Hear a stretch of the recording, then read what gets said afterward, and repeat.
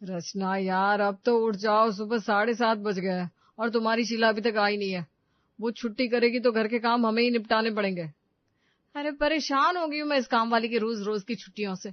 समझ में नहीं आता, जब महीने में 10 दिन काम हमें ही करना है तो हमने काम वाली लगा क्यों रखी है। अच्छा ठीक है, चलो उठ जाओ, चाय मैंने बना दी है, चाय पी लो, फिर फटाफट से खाना बनाते हैं, वरना ऑफिस के लिए लेट हो जाएंगे। सबकी शीला की तरह पक्की नौकरी थोड़ी ना होती है कि मन करे तो काम पर आओ वरना छुट्टी करके बैठ जाओ। फिर भी नौकरी कहीं नहीं जाने वाली, हमें तो लेट पहुंचने पर भी जवाब देना पड़ता है। ठीक कह रहे हो यार, उठ रही हूँ, बस 5 मिनट। चाय पीने के बाद रचना और अमित ने जल्दी जल्दी घर के काम निपटाए और उसके बाद तैयार होकर ऑफिस के लिए निकल गए। शाम के समय ऑफिस से निकलकर रचना फोन पर, अमित क्या करे, कुछ बाहर से पैक करवा ले क्या। इस शीला का तो कुछ समझ में नहीं आता, सुबह भी पूरा खाना हमें बनाना पड़ा था, अगर शाम को भी नहीं आई तो।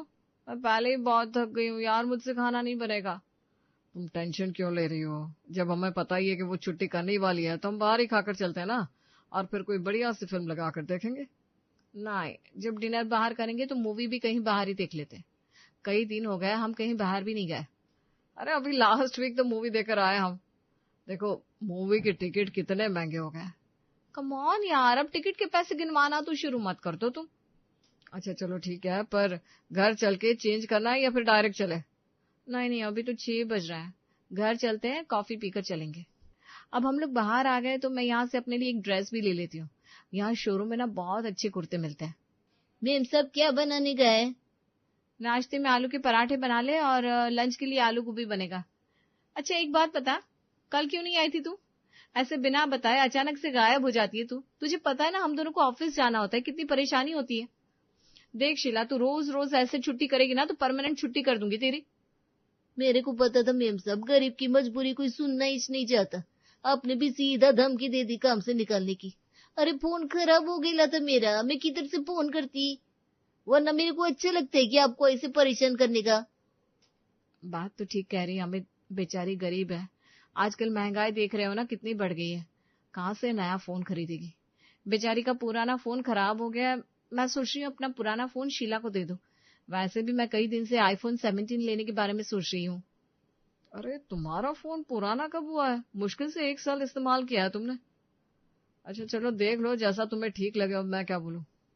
अच्छा सुशीला, तो ऐसा कर, अपना वो पुराना फोन ठीक मत करवाना, मैं तुझे अपना फोन दे दूंगी, आज ही ऑर्डर कर दूंगी। अरे लेकिन आज ही ऑर्डर कैसे करोगी, अभी तो पैसे भी नहीं है, सैलरी तो आ जाने दो। अरे चिल यार, कौन सा मैं पूरे पैसे एक बार में देने वाली हूँ, ईएमआई पर लेंगे, टेंशन की कोई बात नहीं है। इतने सारे पैसे एक बार में आजकल किसके पास होते हैं। 2 दिन के अंदर रचना का नया फोन आ गया था और रचना ने अपना पुराना बिल्कुल ठीक ठाक चलता हुआ फोन काम वाली शीला को पकड़ा दिया। दीदी आप लोग तो नाश्ते में 2-2 पराठे खाते हो, ये आलू रखा रखा खराब हो जाएगा।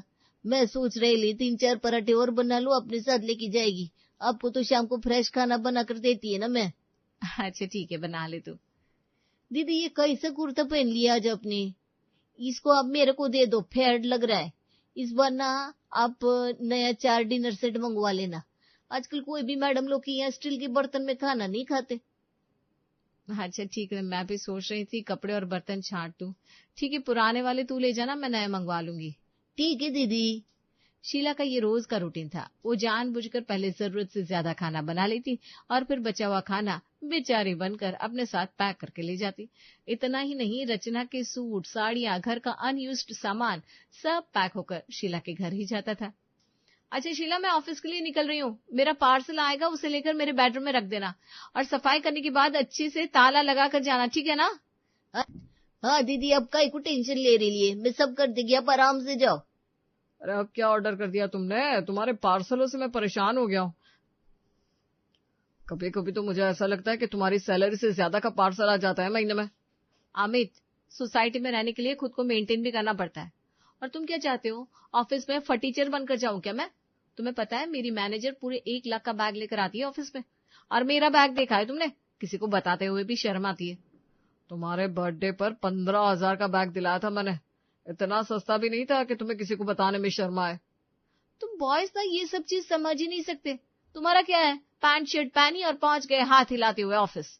हम लड़कियों को बहुत कुछ मेंटेन करके रखना पड़ता है, फीमेल सारी चीजों को नोटिस करती है। तो तुमने भी 1 लाख का बैग मंगवा लिया है क्या? अरे नहीं यार, 1 लाख का बैग मेरे बजट से बाहर है, मुझे पता है। लेकिन ये सेल आई हुई है ना ऑनलाइन, उसमें वही बैग पूरे 75,000 का मिल गया, ऊपर से नो कॉस्ट EMI भी थी। मैंने सोचा ले लेती हूँ, अब एक साथ तो कभी 1 लाख रुपया होगा नहीं। चलो ठीक है, अब ले ही लिया है तो। क्या हुआ, तुम्हारी लद्दाख वाली रोड ट्रिप का प्लान फाइनल हुआ कि नहीं? अरे कैसे फाइनल होगा यार प्लान, मैं खुद इंटरेस्टेड नहीं हूँ। राजेश तो कई बार पूछ चुका है, मैं ही बात इधर उधर कर रहा हूँ। क्यों? तुम तो पहले बहुत एक्साइटेड थे, अब मना क्यों कर रहे हो? यार बाकी लोगों की गाड़ी देखी तुमने, और हमारी गाड़ी देखो, कहाँ उनकी 30 लाख की गाड़ियां और कहाँ हमारी ये लो बजट कार। उनके साथ जाने में मुझे कंफर्टेबल ही नहीं लग रहा।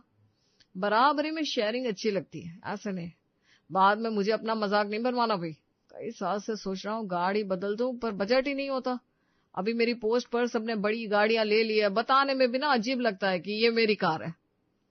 देखो मेरे पास ना थोड़ी सेविंग है, दिवाली पर बोनस आएगा, सब मिलाकर देखते हैं, नई कार फाइनलाइज कर लेते हैं। अब सोसाइटी के हिसाब से सब करना भी तो जरूरी है ना। रचना और अमित दोनों ही एक बड़ी सॉफ्टवेयर कंपनी में नौकरी करते थे। अच्छी खासी तनख्वाह आ रही थी, घर में हर तरह की सुख सुविधा का पूरा इंतजाम था, नौकर चाकर मौज मस्ती सब अच्छा था।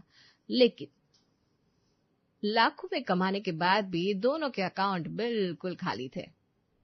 बेटा मैं सोच रहा हूँ कि गांव में ऊपर वाली मंजिल को बनवा लेते। 6-7 लाख रुपए की जरूरत पड़ेगी तो तू कर देगा ना? अरे पापा, मेरे पास कहाँ है इतना पैसा, आपको तो पता है शहर में मेरे पास कितना खर्चा है। अरे अभी तो तूने इतनी बड़ी गाड़ी खरीदी, लाखों रुपए का खर्चा करते हो तुम लोग, लेकिन जब भी घर बनवाने के लिए पैसे मांगता हो तो साफ मना कर देते हो। पापा, गाड़ी खरीदना मेरी जरूरत थी, शौक में नहीं खरीदी मैंने। और पहले से इतने सारे लोन चल रहे हैं मेरे ऊपर, गाड़ी भी लोन लेकर खरीदी है। अभी गांव का मकान बनाने के लिए एक और लोन नहीं ले सकता मैं, इसलिए मना कर रहा हूँ। अब थोड़ा रुक जाओ ना, जब ये सारे लोन पूरे हो जाएंगे तो मकान के लिए पर्सनल लोन ले लूंगा मैं। वैसे भी गांव में रहने वाला तो कोई है नहीं, आपको और मम्मी को ही तो रहना है।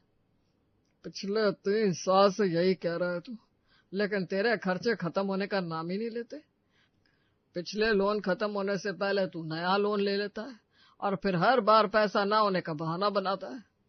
पापा, आप नहीं समझ सकते, शहर में लाखों रुपए कमाई है तो खर्चे भी लाखों में ही हो रहे हैं। इतनी बड़ी सोसाइटी में अपार्टमेंट लिया है हमने, 35,000 रुपया महीने का मकान का किराया देना पड़ता है, बिजली का बिल, सोसाइटी का मेंटेनेंस सब मिलाकर 50,000 हो जाता है। खाना बनाने वाली, बर्तन झाड़ू वाली, इसके अलावा भी 100 तरह के खर्चे होते हैं। वाह बेटा वाह, तुम शहर में जाकर लाखों कमा रहे हो, उसके बाद भी पैसों का रोना रो रहे हो। हमने गांव में रहकर छोटी सी तनख्वाह में 3 बच्चों को पढ़ाया लिखाया बड़ा किया, फिर भी कभी पैसों का रोना नहीं रोया। समझ में नहीं आता इतने पैसे का तुम करते क्या हो। अपनी इच्छा और जरूरतों पर लगाम लगाओ बेटा, वरना जीवन भर ऐसे ही परेशान रह जाओगे। फोन रखने के बाद क्या कह रहे थे तुम्हारे पापा?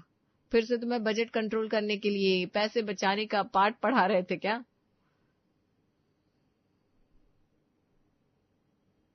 कभी कभी मम्मी पापा की बात सुनने के बाद मुझे ऐसा लगता है जैसे हमें अपनी कमाई को चूल्हे में डालने में ज्यादा मजा आ रहा है।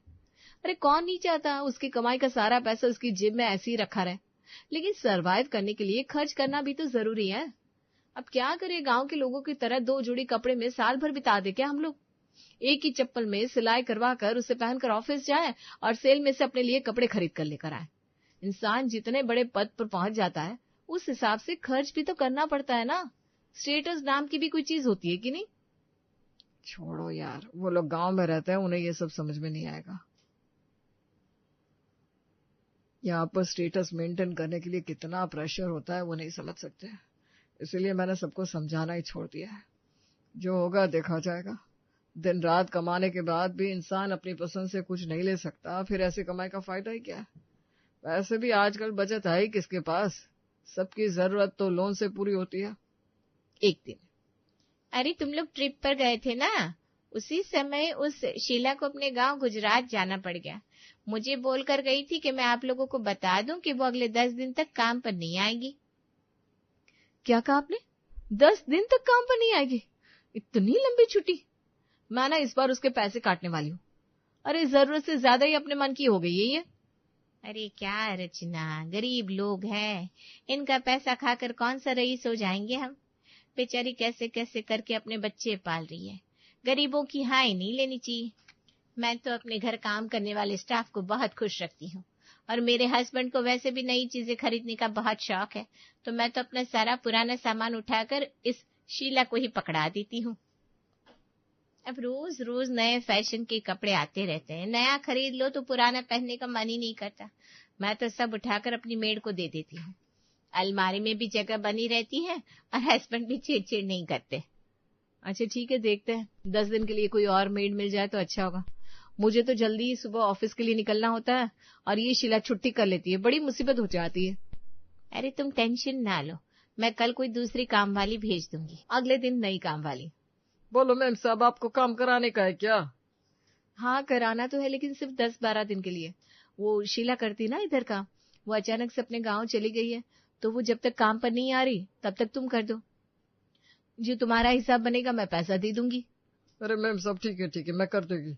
वो कोई अचानक से अपने गांव नहीं गई, पिछले 5 महीने से बराबर अपने गांव जा रही है वो छुट्टी ले लेकर। आपको बताई नहीं क्या? नहीं तो वो अक्सर छुट्टियां लेकर गायब तो हो जाती है, लेकिन उसने ऐसा कुछ बताया नहीं। क्या हुआ, कुछ परेशानी है क्या उसके परिवार में? अरे नहीं रे, परेशानी क्या होगी, घर बनाया ना उसने गांव में, पूरे 40 लाख का फ्लैट खरीदा है उधर। कभी थोड़ा ऊपर का काम कराने का था तो वही कराने के वास्ते हर महीने उधर जा रही है। क्या कहा, 40 लाख का फ्लैट खरीद लिया? अरे कहीं लॉटरी निकल आई थी क्या शीला की? इतना पैसा था इसके पास? होगा कहीं को नहीं, अकेले आपके घर से झाड़ू पोछा बर्तन खाने का 10,000 लेकर जाती है वो। आपके जैसे 6 और घर पकड़ कर रखे लिए वो। उसका मर्द भी फैक्ट्री में काम करता है, शाम को टैक्सी चलाता है, ठीक ठाक कमा लेता है। उसके दोनों बेटे, उन्हें भी ज्यादा पढ़ाई नहीं, वो दोनों को टैक्सी में लगा रख के लाए। दोनों रोज का 800,000 कमा कर लाते हैं। सब मिला के 1.25 लाख 1.5 लाख तो कमा ही लेते हैं वो लोग। अब कई साल से पैसे जोड़ रही थी तो बना लिया तो क्या। अरे फिर भी 40 लाख थोड़ी ना जोड़ लिया होगा, जरूर बैंक से लोन लिया होगा। आज के जमाने में इतना पैसा किसके पास रखा है? अरे नहीं, वो मेरी पक्की सहेली है, सब बताती है मेरे को।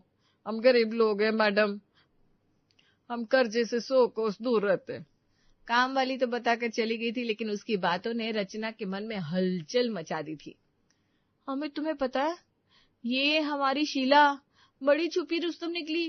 अरे अपने गांव में 40 लाख का फ्लैट खरीदा इसने, खुद का अपना फ्लैट हो गया, और इतना ही नहीं, वुडन वर्क मॉड्यूलर किचन सब बनवाया उसने अपने घर में। और हम इतने साल से नौकरी कर रहे हैं फिर भी किराए के मकान में रह रहे हैं। हमसे तो अच्छी ये काम वाली है यार। लेकिन मैं तो ये सोच सोच के परेशान हूँ कि छोटी सी सैलरी में इतना पैसा आखिर बचाया कैसे होगा उसने। रचना, ये गांव के मेहनत से काम करने वाले लोग होते हैं, इनकी कोई रजिस्टर्ड इनकम तो है नहीं, इसलिए इनकम टैक्स भी नहीं भरना होता। इस तरह के काम करने वाले ज्यादातर लोग अपने बच्चों को बहुत हाई फाई एजुकेशन नहीं दिलाते, उनके बड़े बड़े सपने नहीं होते, इसलिए खर्चे भी बहुत ज्यादा नहीं होते। हाँ ठीक कह रहे हो तुम। वो काम वाली बोल रही थी कि इसके दोनों बेटे भी टैक्सी चलाते हैं, सब मिलाकर महीने का 1.5 लाख रुपया कमा लेते। लेकिन फिर भी 1.5 लाख रुपए महीने की तनख्वाह होगी तो घर में खर्चा भी तो होता होगा ना। ऐसा थोड़ी ना है कि जितना कमाया पूरा उतना ही बचा लिया। पिछले 3 सालों से दोनों टाइम शीला 2 लोगों का खाना हमारे घर से पैक करके ले जाती है। तुमने ये नोटिस किया कि नहीं? वो खाना उससे गलती से ज्यादा नहीं बनता, वो जानबूझकर एक्स्ट्रा बनाती है ताकि उसका खाने का खर्चा निकल सके। तुम अपने शौक पूरे करने के लिए बाजार में जाकर लाखों रुपए खर्च करती हो, और हमारे घर का जो पुराना सामान होता है उसे कौन ले जाता है? काम करने वाली कोई दे देती हो ना। बिना पैसा खर्च किए मुफ्त का कपड़ा, घर का सामान सब मिल जाता इन्हें। ऊपर से सरकार मेहरबान है, मुफ्त का राशन दे रही है, तरह तरह की लुभावनी योजनाएं लेकर आती है। ना इन्हें गाड़ी खरीदनी है, ना अपने बच्चों को बड़े प्राइवेट स्कूल में पढ़ाना है, ना इनके ऊपर सोसाइटी में दिखावे का झूठा नाटक करने का प्रेशर है, और ना ही महंगे कपड़े पहनकर इन ऑफिस में खुद को साबित करना होता है। इसलिए कम पैसों में भी इनका घर आराम से चल जाता है। ये झूठी दिखावे वाली जिंदगी जीने में वास्तव में तो गरीबी का शिकार हम लोग हैं। ये तो कमाल हो गया ना अमित, हमारी काम करने वाली के पास अपना खुद का मकान है और हम एक किराएदार बनकर रह रहे हैं यहाँ पर। अब तो हमें सबको बताना पड़ेगा कि हमारी नौकरानी मंगले वाली है और हम बेचारे दर दर की ठोकर खाने वाले किराएदार। 10 दिन बाद शीला अपने गांव से वापस लौट आई थी और इस बार उसका चेहरा खुशी से चमचमा रहा था। क्या बात है शीला, मैंने सुना तूने गुजरात में फ्लैट खरीद लिया। हाँ मेम साहब, ठीक सुना आपने। पिछले 10-12 साल से मेहनत कर रहे थे हम लोग इधर मुंबई में, अभी अपना मकान हो गया है। लेकिन इतना पैसा जमा करने में मेहनत तो लग गई होगी ना? मेम साहब, हम ना छोटे लोग बहुत बड़े बड़े सपने नहीं पालते, जो मिल जाता है वही से काम चला लेते। बिन खर्चे में आपसे फोन मिल गया था, और क्या चाहिए। आपकी सारी पुरानी ड्रेस, जूते, चप्पल, घर का पुराना फर्नीचर सब आप देती है। और ये सिर्फ आप नहीं करती, यहाँ के सभी लोग ऐसा ही करते। घर में जो भी एक्स्ट्रा होता है वो हम लोगों को दे देते। हमने अपने बच्चों को इच्छाओं पर नियंत्रण करना सिखाया है। भाई जो भी खाना लेकर जाती है मेरे परिवार में सब खुशी खुशी खाते हैं, कोई अपनी फरमाइश नहीं थोपता। सरकारी बस और ट्रेन में सफर करके काम चला लेते हैं तो पैसा बच जाता है। अपने पास कौन सी कार है जिसमें हर महीने पेट्रोल लगाना पड़ेगा। हाथ खींच कर चलने से पैसा बच ही जाता है। कुछ दिन बाद तुम्हें तो खुश होना चाहिए ना कि तुम्हारे घर पर काम करने वाली कामवाली ने अपनी मेहनत से अपना घर बना लिया। तुम तो उल्टा टेंशन में चली गई हो। मैं यही सोच सोचकर परेशान हूं अमित कि हम महीने का 1-1 लाख रुपया कमाते हैं, उसके बाद भी हम कुछ भी बचा नहीं पा रहे। बैंक की किस्त दे देकर जिंदगी चल रही है हमारी। हमारे पास अपना कहने के लिए कुछ भी नहीं है। क्या हमारा लाइफस्टाइल गलत है? कुछ गलती कर रहे हैं क्या हम लोग? रचना, ये जिंदगी ना एक रेस है जिसमें सब दौड़ रहे हैं, सबको मंजिल तक पहुंचना है, लेकिन सबकी दौड़ किसी और से नहीं बल्कि खुद से ही है। उसकी परिस्थितियां अलग है और हमारी परिस्थितियां अलग। 2 जोड़ी सूती साड़ी में पूरा साल बिता लेती है शीला। क्या तुम ऐसे होली में ऑफिस जा सकती हो? हमने अपने बुरे समय के लिए इंश्योरेंस किया है जिसमें हमारी तनख्वाह का काफी पैसा खर्च होता है, लेकिन उन्हें बुरे वक्त के लिए तैयार रहना नहीं आता। मशीन की तरह 7 दिन काम करती है वो। 5-6 घरों का काम करना आसान नहीं है, लेकिन हमें वीकेंड पर आराम चाहिए, सुकून चाहिए। सबकी अपनी प्राथमिकता है। हाँ, बस हमें अपनी लाइफ में इतना बदलाव करने की जरूरत है कि जब तक बहुत जरूरी ना हो हम लोन लेकर कोई भी चीज ना खरीदें। अगर ये किस्त देने का झंझट नहीं होगा ना तो बचत खुद ब खुद होने लगेगी। हमें अपनी आदतें सुधारने की कोशिश करनी चाहिए। हाँ, लेकिन ये भी संभव नहीं है कि हम शीला का जीवन जीने लग जाए। रचना को पति अमित की बातें समझ में आ गई थी कि सामने वाले की मांग में सिंदूर देखकर अपना माथा फोड़ा नहीं जाता। रचना ने अभी इस कड़वे सच को स्वीकार कर लिया था कि चाहे काम वाली शीला का बंगला बनकर तैयार हो गया हो, लेकिन उसका सच तो यही है कि वो एक किराएदार है।